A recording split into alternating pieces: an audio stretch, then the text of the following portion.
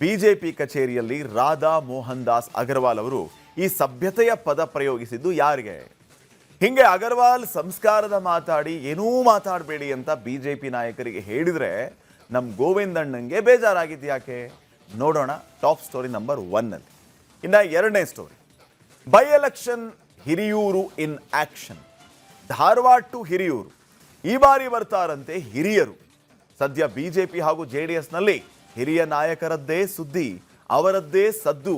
ಈಗ ಎರಡೂ ಕ್ಷೇತ್ರಗಳ ಬೈ ಎಲೆಕ್ಷನ್ ಟೈಮಲ್ಲೂ ಇದೇ ನಾಯಕರು ಹಿರಿಯರೇ ಹಿರಿಯ ಜವಾಬ್ದಾರಿಯನ್ನು ಹೊರತಾರಂತೆ. ಅದ್ಯಾವುದು ಹಿರಿಯ ಜವಾಬ್ದಾರಿ ನೋಡೋಣ ಟಾಪ್ ಸ್ಟೋರಿ ನಂಬರ್ 2ರಲ್ಲಿ. ಇನ್ನು ಮೂರನೇ ಸ್ಟೋರಿ, ಗಾಳಿಗೆ ಕೊಟ್ರ ಗುದ್ದು ಯಾರಿಗೆ ಬೈದಿದ್ದು. ಗಾಳಿಗೆ ಗುದ್ದಿದ್ರೆ ಏನು ಪ್ರಯೋಜನ ಹೇಳಿ? ಎಲ್ಲಿ ಗುದ್ದಿದ್ರು ಅಂತಾನೂ ಗೊತ್ತಾಗಲ್ಲ, ಗುದ್ದಿದ್ದು ಯಾವ ಗಾಳಿಗೆ ಅಂತಾನೂ ತಿಳಿಯಲ್ಲ. ಈಗ GBA ಸಭೆಯಲ್ಲಿ ಕೃಷ್ಣ ಬೈರೇಗೌಡರ ನಡೆಯೋದಕ್ಕೆ ಗಾಳಿಯ ಗುದ್ದಿನ ಹೋಲಿಕೆ ನೀಡಿದ್ದಾರೆ ನಮ್ಮ ಗುಸುಗುಸು ಗೋವಿಂದಣ್ಣ. ಆ ವಿವರ ನೋಡೋಣ ಸ್ಟೋರಿ ನಂಬರ್ 3ರಲ್ಲಿ. ಈಗ top story number 1. Radha Mohan Das Agarwal ಅವರು ಸಭೆಯಲ್ಲಿ ತಮೀಜು ತೆಹಜೀಬು ಅಂತೆಲ್ಲ ಹೇಳಿದ ಮೇಲೆ ಮತ್ತೊಂದು ಇಂಪಾರ್ಟೆಂಟ್ ಡೈರೆಕ್ಷನ್ ಕೊಟ್ಟಿದ್ದಾರೆ. ಈ ಡೈರೆಕ್ಷನ್ನೇ ಈಗ ನಮ್ಮ ಗೋವಿಂದಣ್ಣನ ಬೇಸರಕ್ಕೆ ಕಾರಣ ಆಗಿದೆ. ಇಷ್ಟಕ್ಕೂ ಈ ತಮೀಜ್ ಅಂದ್ರೆ ಏನು, ಅದನ್ನು ಹೇಳಿದ ಮೇಲೆ ಕೊಟ್ಟಂತ ಡೈರೆಕ್ಷನ್ ಏನು? ಬಿಜೆಪಿ ನಾಯಕರಿಗೆ ಡೈರೆಕ್ಷನ್ ಕೊಟ್ರೆ ನಮ್ಮ ಗೋವಿಂದಣ್ಣಂಗೆ ಯಾಕೆ ಬೇಜಾರಾಯಿತು ಅನ್ನೋದೆಲ್ಲ ನಮ್ಮ ಒಳನೋಟಕ್ಕೆ ಕಂಡಿದೆ. ನೋಡ್ಕೊಂಬ.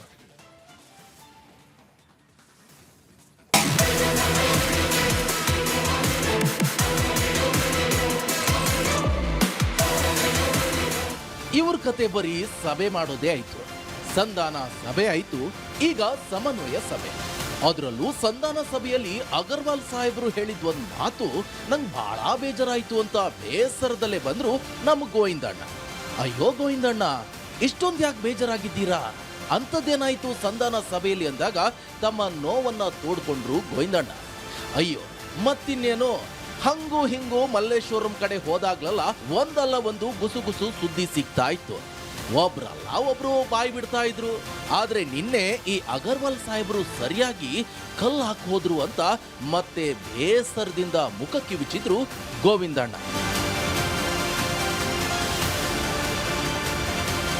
ಅರೆ ಗೋವಿಂದಣ್ಣ, ನೀವು ಹಿಂಗ್ ಬೇಜಾರು ಮಾಡ್ಕೊಳ್ಳೋದು ಬಿಟ್ಟು ರಾಧಾ ಮೋಹನ್ ದಾಸ್ ಅಗರ್ವಾಲ್ ಏನ್ ಹೇಳಿದ್ರು ಅಂತ ಹೇಳಿ. ಅದಷ್ಟೇ ಅಲ್ಲ, ಅದರ ಹಿಂದಿನ ಗುಸುಗುಸು ಕೂಡ ಹೇಳಿದ ಅಂದಾಗ ತಮ್ಮ ಬೇಸರ ಆಗುವಂತದ್ದು ಅಗರ್ವಾಲ್ ಸಭೆಯಲ್ಲಿ ಏನಾಯ್ತು ಅಂತ ಬಾಯಿ ಬಿಟ್ರು ನೋಡಿ ನಮ್ಮ ಗೋವಿಂದಣ್ಣ. ಮಲ್ಲೇಶ್ವರಂನ ಜಗನ್ನಾಥ ಭವನದ ಮೂಲಗಳ ಪ್ರಕಾರ ನಿನ್ನೆ ಇತ್ತ ರೇಣುಕಾಚಾರ್ಯ ಹಾಗೆ ಸದಾನಂದ ಗೌಡ್ರನ್ನ ಹಾಗೆ ಅತ್ತ SR ವಿಶ್ವನಾಥ್ ಹಾಗೆ ಸುಧಾಕರ್ ಅವರನ್ನ ಕರೆಸಿಕೊಂಡ ರಾಧಾ ಮೋಹನ್ ದಾಸ್ ಅಗರ್ವಾಲ್ ಕ್ಲಾಸ್ ತೆಗೆದುಕೊಂಡಿದ್ದರಂತೆ. ಈ ವೇಳೆ ಹೊನ್ನಾಳಿಯ ನಾಯಕರು ತಮ್ಮನ್ನು ತಾವು ಸಮರ್ಥಿಸಿಕೊಳ್ಳಲು ಮುಂದಾಗಿದ್ದಾರೆ. ಸದಾನಂದ ಗೌಡ್ರದ್ದೇ ತಪ್ಪು ಅನ್ನೋ ಹಾಗೆ ಹೇಳಲು ಹೊರಟಿದ್ದಾರೆ. ತಮಗಿಂತಲೂ ಹೆಚ್ಚಾಗಿ ತಮ್ಮ ರಾಜ್ಯಾಧ್ಯಕ್ಷರನ್ನ ಸಮರ್ಥಿಸಿಕೊಳ್ಳಲು ಮುಂದಾಗಿದ್ದಾರೆ. ಆದ್ರೆ ಈ ಭರದಲ್ಲಿ ಅದ್ ಯಾವಾಗ ಮಾಜಿ ಮುಖ್ಯಮಂತ್ರಿ, ಮಾಜಿ ಕೇಂದ್ರ ಸಚಿವ ಅನ್ನೋದನ್ನು ಮರೆತವರಂತೆ ಉಸ್ತುವಾರಿ ಮುಂದೆ ದೊಡ್ಡ ದನಿಯಲ್ಲಿ ಮಾತನಾಡಿದಾಗ ತಮೀಜ್ ಬಿ ಏಕ್ ಚೀಜ್ ಹೋತಿ ಹೈ ಅಂದಿದಾರಂತೆ ಕರ್ನಾಟಕ ರಾಜ್ಯ ಉಸ್ತುವಾರಿಗಳು. ಆದ್ರೆ ಈ ತಮೀಜ್ ಅಂದ್ರೆ ಅದರ ಅರ್ಥ ಏನು ಅಂತ ಹೊನ್ನಾಳಿ ನಾಯಕರಿಗೆ ಅರ್ಥವಾಯಿತೋ ಇಲ್ವೋ ಗೊತ್ತಿಲ್ಲ. ಆದ್ರೆ ಕೊನೆಯಲ್ಲಿ ಸಿರ್ಫ್ ಕ್ಯಾಮ್ರಾಗೆ ಸಾಮ್ನೆ ನೈ ಆಫ್ ದಿ ರೆಕಾರ್ಡ್ ಬಿ ಕುಚ್ ಬಾತ್ ನಹಿ ಕರ್ನಾ ಅಂದಿದ್ದು ಅರ್ಥವಾಗ್ಬಿಟ್ಟಿದೆ. ಅದಕ್ಕೆ ಹೊನ್ನಾಳಿ ನಾಯಕರು ಸಭೆ ಮುಗಿದ ನಂತರ ಏನೂ ಮಾತಾಡದೆ ಹಾಗೆ ಹೋಗ್ಬಿಟ್ಟಿದ್ದಾರೆ.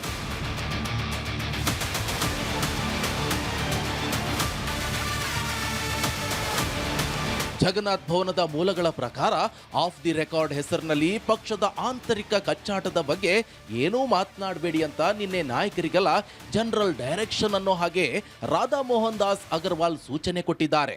ಅದಕ್ಕೆ ಹೊನ್ನಾಳಿ ನಾಯಕರು ಎಷ್ಟು ಬೇಸರ ಮಾಡಿಕೊಂಡ್ರೋ ಏನೋ ಗೊತ್ತಿಲ್ಲ. ಆದ್ರೆ ನಮ್ಮ ಗೋವಿಂದಣ್ಣ ಮಾತ್ರ ಅಗರ್ವಾಲ್ ಸಾಹೇಬ್ರು ಆಫ್ ದಿ ರೆಕಾರ್ಡ್ ಮಾತಾಡಬೇಡಿ ಅಂತ ಬಿಜೆಪಿ ನಾಯಕರಿಗೆ ಹೇಳಿದಕ್ಕೆ ಬಹಳ ಬೇಸರ ಮಾಡ್ಕೊಂಡಿದ್ದಾರೆ. ಯಾಕಂದ್ರೆ ರಾಜಕಾರಣಿಗಳು ಆಫ್ ದಿ ರೆಕಾರ್ಡ್ ಮಾತಾಡೋದೇ ಗುಸುಗುಸು ಸುದ್ದಿ ಆಗ್ಲಿ ಅಂತ. ಆದ್ರೆ ಈಗ ಅಗರ್ವಾಲ್ ಸಾಹೇಬ್ರು ಆಫ್ ದಿ ರೆಕಾರ್ಡ್ ಮಾತಾಡಬೇಡಿ ಅಂತ ಡೈರೆಕ್ಷನ್ ಕೊಟ್ಟಿದ್ದಾರೆ ಅನ್ನೋ ಸಬೂಬು ಹೇಳಿ ಬಿಜೆಪಿ ನಾಯಕರು ಏನೂ ಮಾತನಾಡದೆ ಹೋದ್ರೆ ನಾನೇನ್ ಮಾಡ್ಲಿ ಅನ್ನೋದೇ ಗೋವಿಂದಣ್ಣನ ನೋವಿಗೆ ಕಾರಣ. ಅದೇ ನೋವಿನಲ್ಲಿ ನಮ್ಮ ಗೋವಿಂದಣ್ಣ ಹೊನ್ನಾಳಿ ನಾಯಕರಿಗೆ ಫೋನ್ ಮಾಡಿ ಅಗರ್ವಾಲ್ ಸಾಹೇಬರು ಏನ್ ಹೇಳಿದ್ರು ಕೇಳಿದ್ರೆ ಅಯ್ಯೋ ಅದೇನೋ ತಮೀಜು ತಹಜೀಬು ಅಂತೆಲ್ಲ ಹೇಳ್ತಿದ್ರು.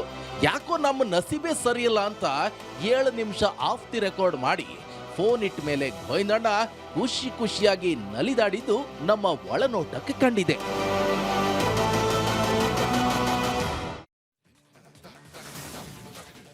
ನೋಡಿ ಯಾವ ರೀತಿಯ ಪರಿಸ್ಥಿತಿ ನಿರ್ಮಾಣ ಆಗಿದೆ ಅಂತಂದ್ರೆ, ಹೈಕಮಾಂಡ್ ಬ್ರೇಕ್ ಹಾಕಿದ್ರೂ ಕೂಡ ಈ ಆಫ್ ದ ರೆಕಾರ್ಡ್ ಟ್ರ್ಯಾಕು ನಿಲ್ಲುತ್ತೋ ನಿಲ್ಲಲ್ವೋ ಅನ್ನುವಂಥ ಪ್ರಶ್ನೆ ಮೂಡ್ತಾ ಇದೆ. ಕ್ಯಾಮ್ರಾದ ಮುಂದೆ ಒಗ್ಗಟ್ಟಿನ ನಾಟಕ ಮಾಡ್ತಾರೆ, ಆದರೆ ಮೈಕ್ ಹಿಂದೆ ಕಾಲೆಳೆಯೋದೇ ಕಾಯಕ ಆಗುತ್ತೆ. ನಾಯಕರಿಗೆ ಬೇಕೇ ಬೇಕು ಕ್ಯಾಮ್ರಾ ನೋಟ, ಅದಕ್ಕೆ ಬಿಟ್ಟುಕೊಡ್ತಾರೆ ಒಳನೋಟ. ಈಗ ಮುಖ್ಯವಾದಂತಹ ವಿಚಾರ ಏನಂತಂದರೆ, ಇಲ್ಲಿ ಹೈಕಮಾಂಡ್ ಬ್ರೇಕ್ ಹಾಕುವಂಥ ಕೆಲಸವನ್ನು ಮಾಡ್ತಾನೆ ಇದೆ. ಯಾವುದೇ ಕಾರಣಕ್ಕೂ ಬಹಿರಂಗವಾದಂಥ ಹೇಳಿಕೆಯನ್ನು ಕೊಡಬೇಡಿ ಅಂತ.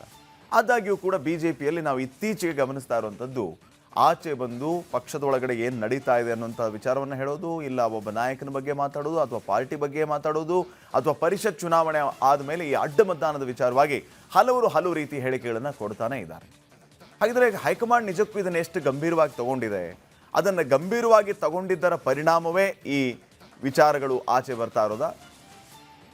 ಸದ್ಯಕ್ಕೆ ಹೈಕಮಾಂಡ್ ಆಫ್ ದಿ ರೆಕಾರ್ಡ್ ಹೆಬ್ಬಾಗಿಲನ್ನು ಮುಚ್ಚಿದೆ, ಆದರೆ ಗುಸುಗುಸು ಈ ಕಿಟಕಿ ಬಾಗಿಲನ್ನ ಓಪನ್ ಇರೋದು. ಪ್ರಚಾರಕ್ಕೆ ಇವ್ರಿಗೆ ಮೀಡಿಯಾ ಬೇಕು. ಪ್ರಚಾರ ಪ್ರಿಯರಿಗೆ ಅತಿ ಪ್ರಿಯ ನಮ್ಮ ಗುಸುಗುಸು ಗೋವಿಂದಣ್ಣ. ಯಾರಿಗೆ ಬೇಕು ದಿಲ್ಲಿ ವಾರ್ನಿಂಗು? ಡೆಲ್ಲಿ ನಾಯಕರಾಗಬೇಕಾಗಿದೆ ಮೀಡಿಯಾ ಕಿಂಗು. ಹೀಗಾಗಿ ಹಲವು ವಿಚಾರಗಳನ್ನು ಬಂದು ನಮ್ಮ ಗುಸುಗುಸು ಗೋವಿಂದಣ್ಣ ಅವ್ರು ಹೇಳ್ತಾರೆ, ಗುಸುಗುಸು ಗೋವಿಂದಣ್ಣ ಅವರು ವೀರೇಂದ್ರ ಹೇಳ್ತಾರೆ, ವೀರೇಂದ್ರ ಅವರು ನಮ್ಮ ಮುಂದೆ ಹೇಳ್ತಾರೆ, ನಾವು ನಿಮ್ಮ ಮುಂದಿಡ್ತೀವಿ. ಹಾಗಿದ್ರೆ ಈ ರಾಧಾ ಮೋಹನ್ ದಾಸ್ ವಿಚಾರ ಮತ್ತು ರಾಧಾ ಮೋಹನ್ ಅಗರ್ವಾಲ್ ಅವರು ಈಗ BJP ನಾಯಕರಿಗೆ ಏನೇನು ಹೇಳಿದ್ದಾರೆ ಅನ್ನುವಂಥ ವಿಚಾರಗಳನ್ನು ನಾವು ಕೇಳ್ತಾ ಹೋಗೋಣ. ವೀರೇಂದ್ರ, ಈ ತಮೀಜ್ ಮತ್ತು ತೆಹಜೀಬ್ ಅನ್ನುವಂಥ ವಿಚಾರಗಳು ಏನು ಅನ್ನೋದ್ರ ಬಗ್ಗೆ ವೀಕ್ಷಕರಿಗೆ ಹೇಳೋಣ. ಈಗ ಅಗರ್ವಾಲ್ ಅವರು ಬೇರೆ ರಾಜ್ಯದಿಂದ ನಮ್ಮ ರಾಜ್ಯಕ್ಕೆ BJPಯ ಉಸ್ತುವಾರಿ ಆಗಿರುವಂಥವ್ರು. ನಾಯಕರ ಬಗ್ಗೆ, ಪಾರ್ಟಿಯ ಬಗ್ಗೆ ಹಲವು ರೀತಿಯ ಮಾತುಗಳನ್ನು ಆಡುವಂತಹ ಸಂದರ್ಭದಲ್ಲಿ ಬಡೋಂಕೆ ಸಾಮ್ನೆ ತಮೀಜ್ ಸೆ ಬಾತ್ ಕರೋ ಅನ್ನುವಂಥ ಮಾತನ್ನು ಹೇಳ್ತಾರೆ. ತಮೀಜ್ ಸೆ ಬಾತ್ ಕರೋ ಅಂತಂದ್ರೆ ನೋಡ್ಕೊಂಡು ಮಾತಾಡಪ್ಪ, ನಿನ್ನ ಚೌಕಟ್ಟಿನಲ್ಲಿ ಮಾತಾಡು, ಯಾವುದೇ ಕಾರಣಕ್ಕೂ ಎಲ್ಲೆಯನ್ನ ಮೀರಬೇಡ. ತೆಹಜೀಬ್ ಅಂತಂದ್ರೆ ಸಂಸ್ಕಾರದ ಕಲ್ಚರ್. ಇವು ಯಾವು ಇಲ್ಲ ಅಂತ ಹೇಳಿ ಇದನ್ನದ ಪಾಠ ಮಾಡೋದಕ್ಕೆ ಅಗರ್ವಾಲ್ ಬಂದ್ರ ಅನ್ನುವಂಥದ್ದು ಒಂದು ಕಡೆ ಆದ್ರೆ, ಈಗ ಈ ಎಲ್ಲ ವಿಚಾರಗಳನ್ನ ಅಕ್ಷರಶಃ BJP ನಾಯಕರು ಪಾಲಿಸ್ಬಿಟ್ರು ಅಂತಂದ್ರೆ ನಮ್ ಗುಸುಗುಸು ಗೋವಿಂದಣ್ಣನ ಆಟ ಬಂದು ಅಂತಾನೆ ಲೆಕ್ಕ. ಮೂಲಗಳೇ ಇರಲ್ಲ. ಹೆಂಗ್ ಕತೆ ಇದು? ಪಟೇಲ್ರೆ, ಅಲ್ಲೇ ಇರೋದು ಮಜಾ, ಥ್ರಿಲ್ ಇರೋದೇ ಅವಾಗ. ಈಗ ಅವ್ರವ್ರಾಗಿ ಬಂದು ಸುದ್ದಿ ಹೇಳೋದ್ಕಿಂತ ನಾವು ಹುಡ್ಕೊಂಡು ಹೋಗೋದಿದೆಯಲ್ಲ, ಇದು ಹೆಂಗ್ ಗೊತ್ತಾ? ಇದು ಈ ಮೀನ್ ಹಿಡ್ದಂಗೆ.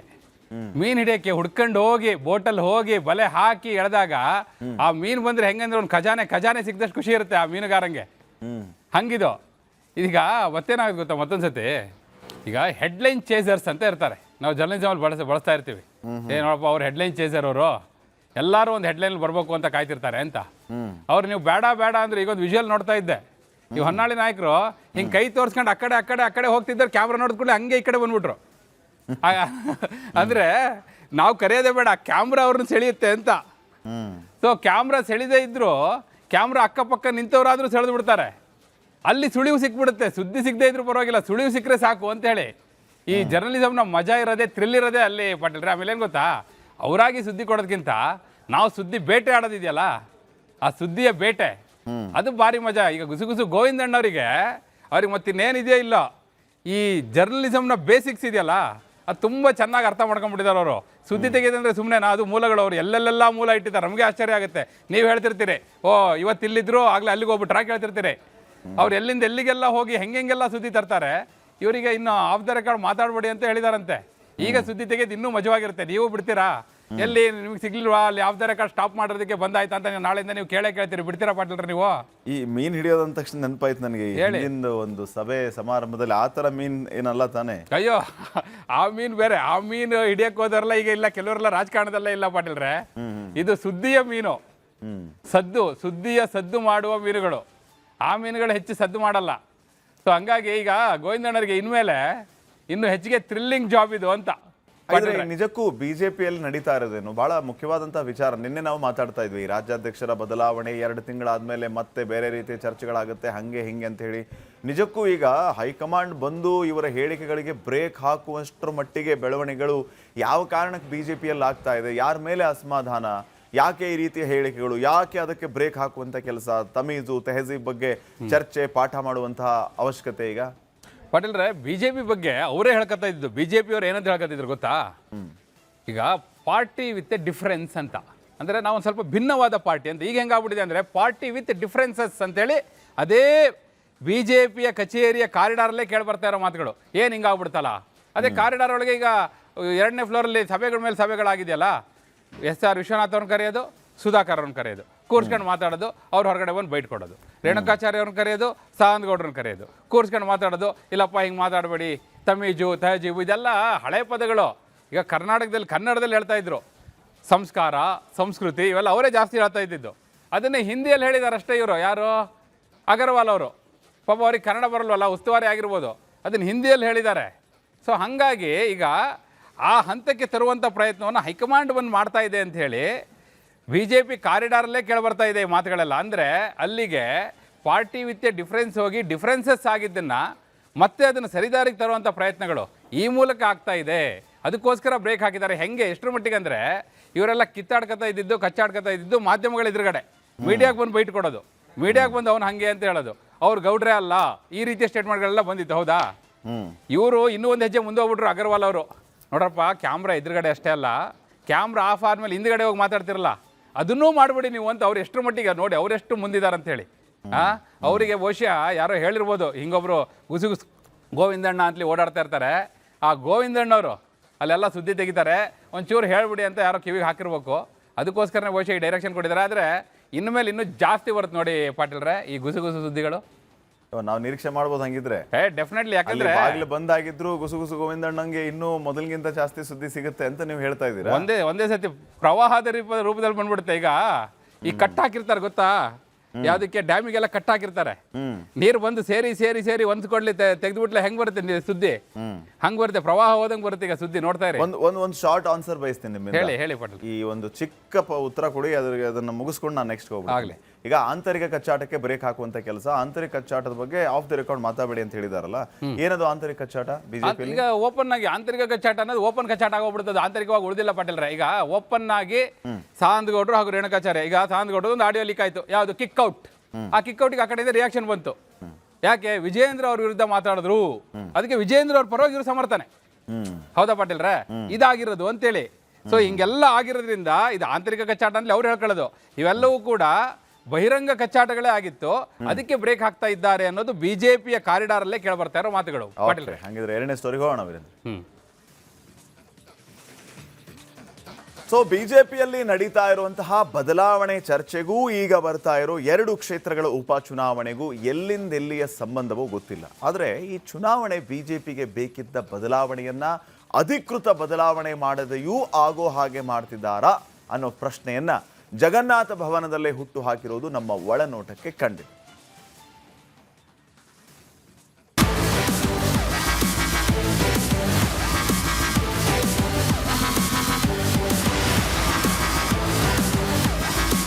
ಯಾಕೋ ದೊಡ್ಡವರೆಲ್ಲ ಬರೋ ಹಾಗೆ ಕಾಣಿಸ್ತಾ ಇದೆ. ಅವರೆಲ್ಲ ಎಂಟ್ರಿ ಕೊಡೋದಕ್ಕೂ ಮೊದಲು ಒಂದ್ಸರ್ತಿ ಹಿರಿಯೂರಿಗೆ ಹೋಗಿ ಬರಬೇಕು ಅಂತ ಟೂರ್ ಪ್ಲಾನ್ ಮಾಡ್ತಾ ಎಂಟ್ರಿ ಕೊಟ್ರು ನಮ್ ಗೋವಿಂದಣ್ಣ. ಅರೇ ಗೋವಿಂದಣ್ಣ, ನೀವ್ ಹಿರಿಯರು, ನೀವೇ ಹಿರಿಯೂರಿಗೆ ಹೋಗ್ಬಿಟ್ರೆ ನಾವು ಕಿರಿಯರೇನ್ ಮಾಡೋದು? ಅದ್ಯಾಕೆ ಹೀಗೆ ಹಿರಿಯೂರಿಗೆ ಹೋಗೋ ಪ್ಲಾನ್ ಮಾಡ್ತಿದ್ದೀರಿ ಅಂತ ಕೇಳಿದಾಗ ಬಾಯ್ ಬಿಟ್ರು ನೋಡಿ ಹಿರಿಯರ ಕತೆ.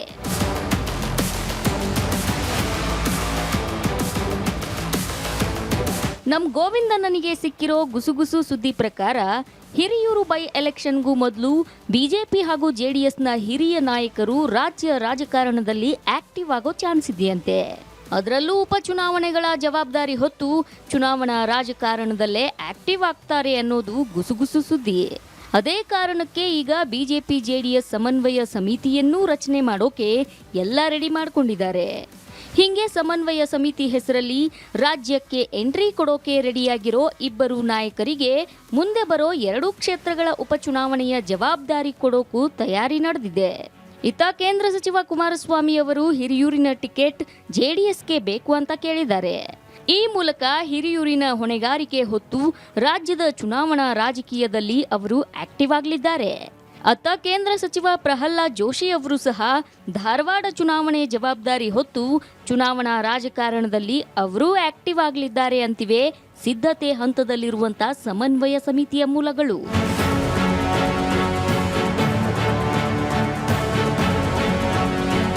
ಈ ಸಮನ್ವಯದ ಡೈರೆಕ್ಷನ್ನು ವರಿಷ್ಠರಿಂದಲೇ ಬಂದ ಹಿನ್ನೆಲೆಯಲ್ಲಿ ಇವತ್ತು ಕೇಂದ್ರ ಸಚಿವ ಕುಮಾರಸ್ವಾಮಿ ಅವರನ್ನ ಭೇಟಿಯಾದ ಬಿಜೆಪಿ ರಾಜ್ಯಾಧ್ಯಕ್ಷ ವಿಜಯೇಂದ್ರ 30 ನಿಮಿಷ ಮಾತಾಡಿದಾಗ ಅಲ್ಲೂ ಹಿರಿಯೂರು ಹಾಗೂ ಸಮನ್ವಯದ ವಿಷಯವೇ ಅರ್ಧ ತಾಸು ಚರ್ಚೆ ಆಗಿದೆ ಅಂತ ಖಚಿತಪಡಿಸಿವೆ ಆಪ್ತ ಮೂಲಗಳು. ಅದರ ಪ್ರಕಾರ ಕುಮಾರಸ್ವಾಮಿ ಅವರು ಹಿರಿಯೂರು ಕ್ಷೇತ್ರದ ಟಿಕೆಟ್ ಜೆಡಿಎಸ್ಗೆ ಕೇಳಿದ್ದಾರೆ.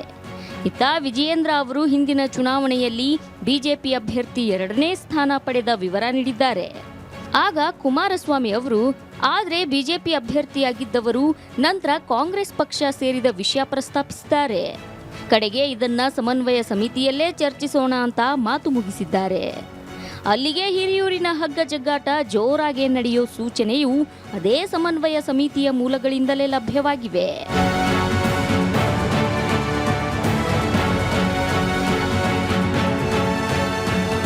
ಇದು ಕೇಂದ್ರ ಸಚಿವ ಕುಮಾರಸ್ವಾಮಿ ಅವರು ಹಿರಿಯೂರಿನ ಚುನಾವಣೆ ಜವಾಬ್ದಾರಿ ಹೊರೋ ಸ್ಪಷ್ಟ ಸೂಚನೆಯಾದರೆ, ಇನ್ನು ಕೇಂದ್ರ ಸಚಿವ ಪ್ರಹ್ಲಾದ್ ಜೋಶಿ ಅವರು ಧಾರವಾಡ ಚುನಾವಣೆ ಜವಾಬ್ದಾರಿ ಹೊರಲು ಸಿದ್ಧರಾಗಿರೋ ಮಾಹಿತಿ ಹುಬ್ಬಳ್ಳಿಯ ಹಳೆ ಮೂಲಗಳು ಖಚಿತಪಡಿಸಿವೆ. ಇದೇ ಕಾರಣಕ್ಕಾಗಿಯೇ ಪ್ರಹ್ಲಾದ್ ಜೋಶಿ ಸಮನ್ವಯ ಸಮಿತಿಗೂ ಎಂಟ್ರಿ ಕೊಡೋದು ಗ್ಯಾರಂಟಿ ಅಂತಿವೆ ಜಗನ್ನಾಥ ಭವನದ ಮೂಲಗಳು. ಒಟ್ನಲ್ಲಿ ಧಾರವಾಡ ಹಿರಿಯೂರಿನ ಚುನಾವಣೆಯ ಹೆಸರಲ್ಲಿ ಹಿರಿಯ ನಾಯಕರು ರಾಜ್ಯ ರಾಜಕಾರಣದಲ್ಲಿ, ಅದರಲ್ಲೂ ಚುನಾವಣಾ ರಾಜಕಾರಣದಲ್ಲಿ ಆಕ್ಟಿವ್ ಆಗೋಕೆ ರೆಡಿಯಾಗಿರೋದು ಹಿರಿಯ ಮೂಲಗಳಿಂದಲೇ ಒಳನೋಟಕ್ಕೆ ಕಂಡಿದೆ.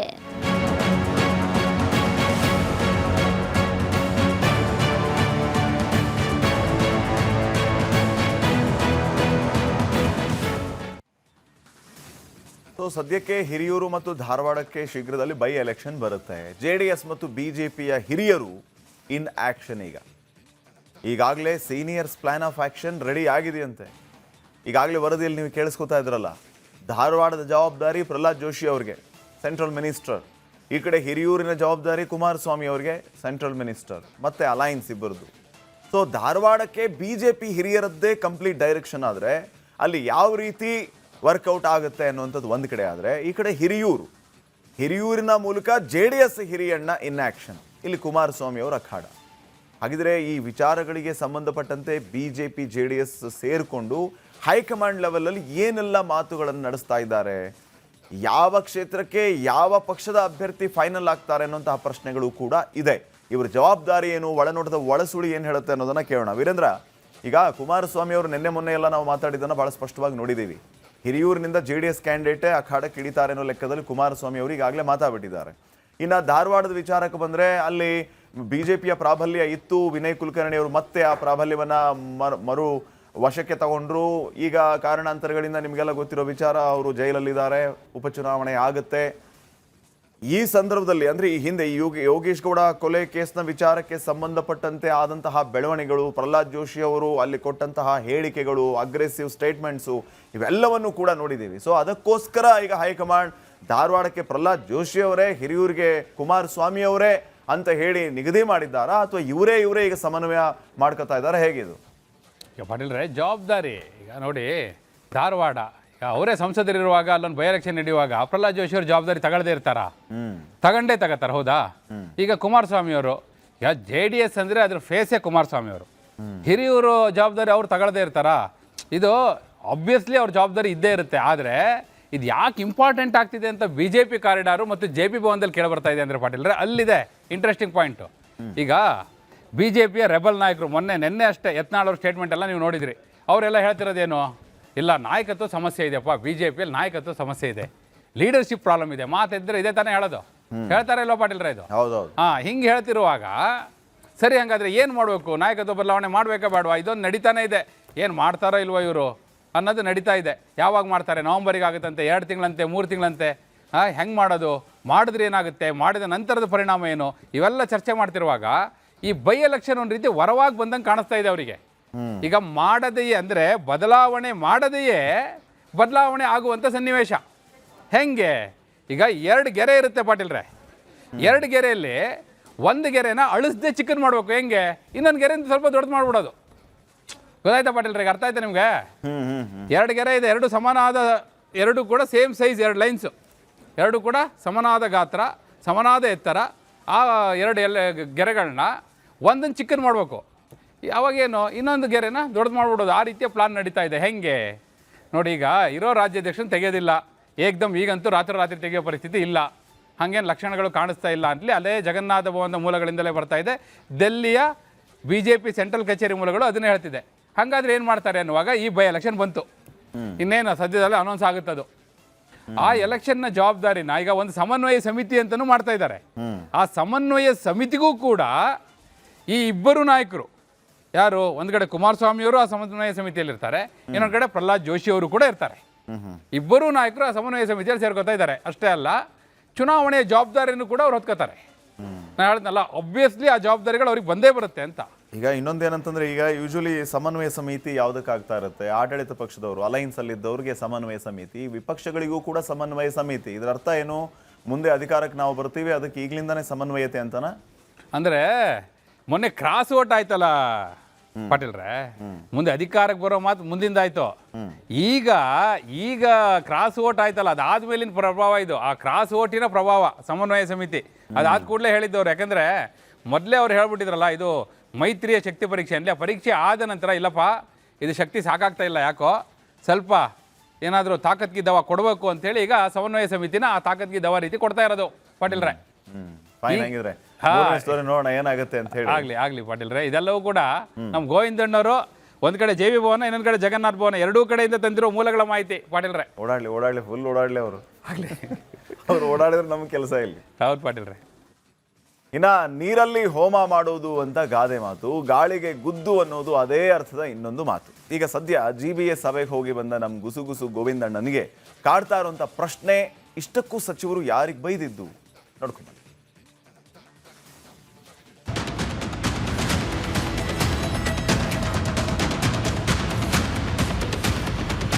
ಇವರು ಅವರನ್ನ ಬೈದ್ರಾ ಅಥವಾ ಇವರನ್ನ ಬೈದ್ರಾ? ಬಲಗಡೆ ಇದ್ದವರು ಯಾಕೆ ಆ ಕಡೆ ನೋಡ್ತಿದ್ರು? ಎಡಗಡೆ ಇದ್ದವರು ಯಾಕೆ ಈ ಕಡೆ ನೋಡ್ತಿದ್ರು? ಎದುರುಗಡೆ ಇದ್ದವರು ಯಾಕೆ ಮಕ ನೋಡ್ತಿದ್ರು? ಹೆಂಗೆ ಪ್ರಶ್ನೆಗಳನ್ನ ಸ್ವಾಗತದಂತೆ ಹಾಕಿಕೊಂಡು ಬಂದ್ರು ನಮ್ ಗೋವಿಂದಣ್ಣ. ಅರೆ ಗೋವಿಂದಣ್ಣ, ಯಾರು ಯಾರನ್ನ ಬೈದ್ರು? ಯಾಕೆ ಬೈದ್ರು? ಅದೇನ್ ಬೈಗುಳದ ವಿಷಯ ಕೇಳಿದಾಗ ಬಾಯ್ ಬಿಟ್ರು ಬೈಗುಳದ ಕತೆ.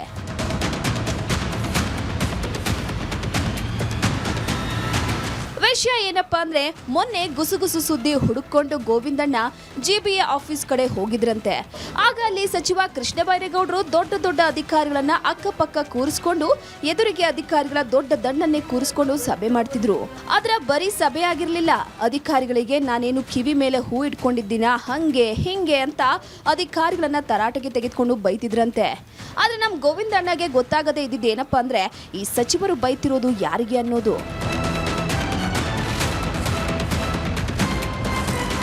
ಈ ಕನ್ಫ್ಯೂಷನ್ ಬರೀ ಗೋವಿಂದಣ್ಣನಷ್ಟೇ ಅಲ್ಲ, GBA ಮೂಲಗಳ ಪ್ರಕಾರ ಅಲ್ಲಿನ ಅಧಿಕಾರಿಗಳಿಗೆ ಕನ್ಫ್ಯೂಸ್ ಆಗಿದೆಯಂತೆ. ಕಿರಿಯ ಅಧಿಕಾರಿಗಳೆಲ್ಲ ಹಿರಿಯ ಅಧಿಕಾರಿಗಳಿಗೆ ಬೈದ್ರು ಅಂತ ಮಾತನಾಡ್ಕೊಂಡ್ರೆ, ಕಿರಿಯ ಅಧಿಕಾರಿಗಳೆಲ್ಲ ಇಲ್ಲ ನಮಗಲ್ಲ, ಅದೆಲ್ಲ ಎಡಗಡೆ ಬಲಗಡೆ ಕೂತಿದ್ದ ಹಿರಿಯ ಅಧಿಕಾರಿಗಳಿಗೆ ಅನ್ನೋದು GBA ಮೂಲಗಳ ಗುಸುಗುಸು ಸುದ್ದಿ. ಒಟ್ನಲ್ಲಿ ಯಾರಿಗೆ ಬೈದಿದ್ದಾರೆ, ಬೈಸ್ಕೊಂಡವರಂತೂ ಯಾರು ಅಂತ ಗೊತ್ತಿಲ್ಲ. ಯಾಕಂದ್ರೆ 3 ವರ್ಷದಿಂದ ಇರೋದು ಇವರದ್ದೇ ಸರ್ಕಾರ, ಆಡಳಿತ ನಡೆಸ್ತಾ ಇರೋರು ಇವ್ರೆ.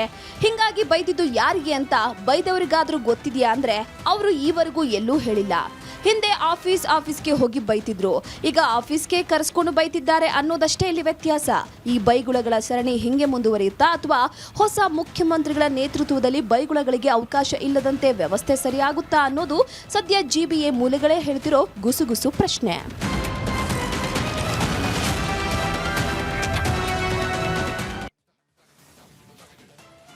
ವೀರೇಂದ್ರ, ಯಾರು ಬೈದ್ರು ಪಾಟೀಲ್ರೆ? ಗುಂಪಲ್ಲಿ ಗೋವಿಂದ ಅಂತ ಹೇಳಿದ್ರು. ಯಾರು? ಗುಸುಗುಸು ಗೋವಿಂದಣ್ಣರು ಅಲ್ಲಿಂದ ಬಂದ ಕೂಡಲೇ ನಾನು ಇದನ್ನೇ ಕೇಳಿದೆ. ನೋಡಪ್ಪ, ಪಾಟೀಲ್ರಿ ಕೇಳ್ತಾರೆ ಯಾರಿಗೆ ಬೈದ್ರು ಅಂತ ನಂಗೆ ಕೇಳ್ತಾರೆ, ನಾ ಏನು ಹೇಳಲಿ ಅಂದರೆ, ನೀವು ಗುಂಪಲ್ಲಿ ಗೋವಿಂದ ಅಂದ್ಬಿಡಿ ಬಚಾವಾಗ್ತೀರಿ ಅಂದರು. ಯಾಕೆ ಹಂಗೆ ಹೇಳ್ಬೇಕು ಹೇಳಿದೆ. ನಾನು ಅಲ್ಲಿ ಗುಂಪಲ್ಲಿ ಹೋಗಿ ಕೂತ್ಕೊಂಡಿದ್ದೆ. ಅವ್ರು ಯಾರಿಗೆ ಬೈತಾ ಇದ್ರು, ಯಾರು ಕೇಳಿಸ್ಕೊಂಡವ್ರು ಯಾರು, ಉತ್ತರ ಕೊಟ್ಟವ್ರು ಯಾರು ಇಲ್ಲ. ಅವ್ರ ಪಾಡಿಗೆ ಅವ್ರು ಬೈತಾ ಇದ್ರು.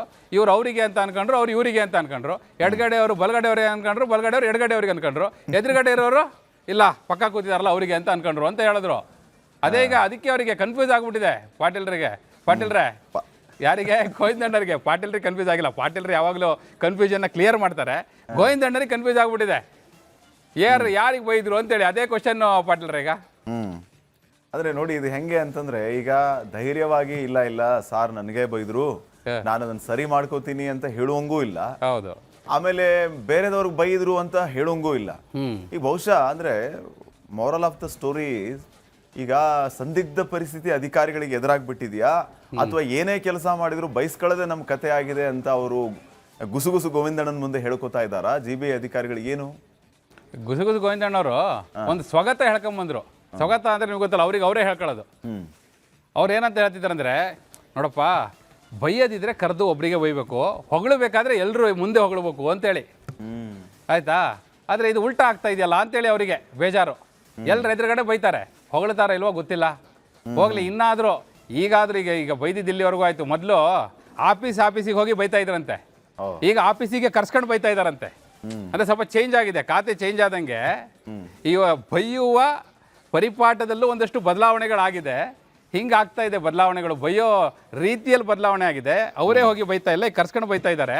ಬಟ್ ಬೈಯದೇ ನಿಂತೋಗೋದು ಯಾವಾಗ ಅನ್ನೋದು ಅವ್ರ ಪ್ರಶ್ನೆ. ಪಾಟೀಲ್ರೆ, ನೀವು ಲಾಸ್ಟಲ್ಲಿ ಹೇಳಿದ್ ಚೆನ್ನಾಗಿತ್ತು. ಈಗ ಬೈಯೋದಾದ್ರೆ ಕ್ಯಾಬಿನಿಗೆ ಕರೆಸಿ ಬೈಲಿ, ಹೊಗಳೋದಾದ್ರೆ ಎಲ್ಲರ ಮುಂದೆ ಹೊಗಳಿ ಅಂತ ಹೇಳಿ ಏನೋ ಒಂದು ಅರ್ಥ ಇದೆ ಇದರಲ್ಲಿ. ವೀರೇಂದ್ರ ನಮ್ದಲ್ಲ ಪಾಟೀಲ್ರೆ, ಯಾರು ನಾನಲ್ಲ ಹೇಳಿದ್ಯಾರು? ಅದೇ ಗೋವಿಂದಣ್ಣ. ಕರೆಕ್ಟ್ ಹೇಳಿದ್ರಿ. ಓಕೆ, ಥ್ಯಾಂಕ್ ಯು ವೀರೇಂದ್ರ, ನಿಮ್ಮ ಅಭಿಪ್ರಾಯಗಳನ್ನ ಮಾಹಿತಿಯನ್ನು ಹಂಚ್ಕೊಂಡಿದ್ದಕ್ಕೆ.